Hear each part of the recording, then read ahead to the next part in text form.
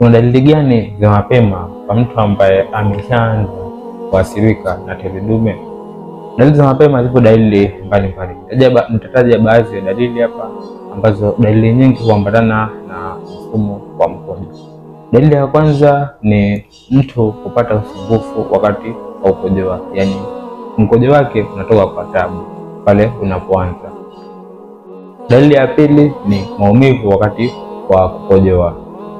Dalili ya tatu ni mtu kuamka usiku, kukojoa sana usiku, na kukojoa anakojoa kidogo na kukojoa kidogo. Dalili nyingine ni maumivu kwenye kibofu chake cha mkojo. Hivyo ikiwa unapata dalili zozote kati ya hizo, basi ni muhimu kufanya uchunguzi zaidi ili kuepukana na matatizo makubwa zaidi. Kama umejifunza katika video hii, basi usahau kushare kwa wanaume wengi zaidi wapate kujifunza, na kulike, kucomment na kunifollow kupata kujifunza zaidi. Ni mimi Abdul Latif Wellness, mtaalamu na mshauri wa afya. Kwa ushauri, karibu sana.